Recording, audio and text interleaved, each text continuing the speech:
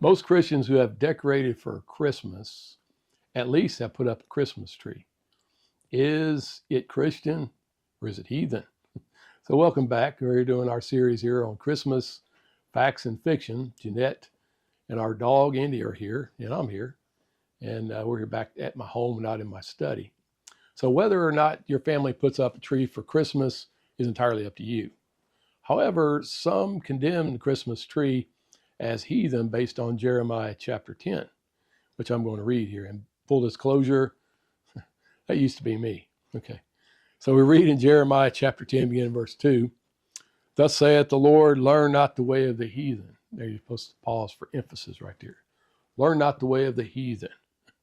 "And be not dismayed at the signs of the heaven, for the heathen are dismayed at them.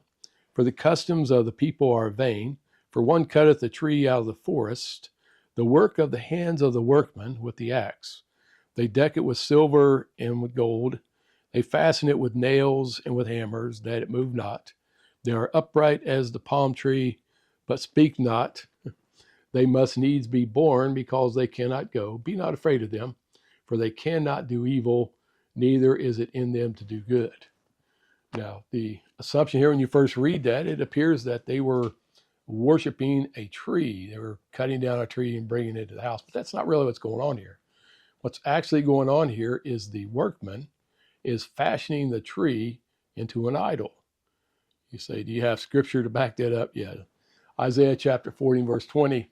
Notice what it says here. "He that is so impoverished that he hath no oblation, chooseth a tree that will not rot. He seeketh unto him a cunning workman to prepare a graven image, that it shall not be moved."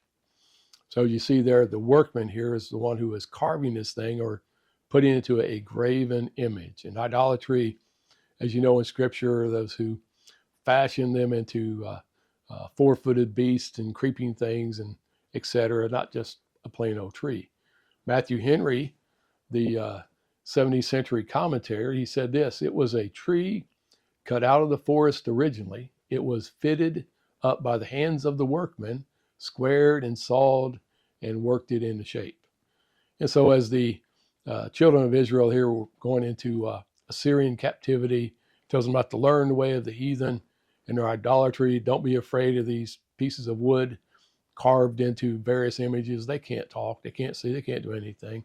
And they have to nail it down so it doesn't fall over. And so that's all that he's trying to give us here. But think about this. Within the temple was a thing called the seven-branched menorah. It was a candle, had 7 candles in it, and it was lit. And it was the entire light within the temple. The Christmas tree, like the menorah, pictures the tree of life. They are intermingled one to another.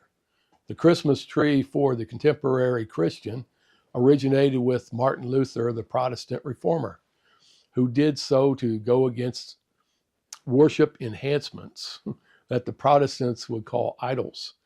The Roman Catholics originally opposed the Christmas tree.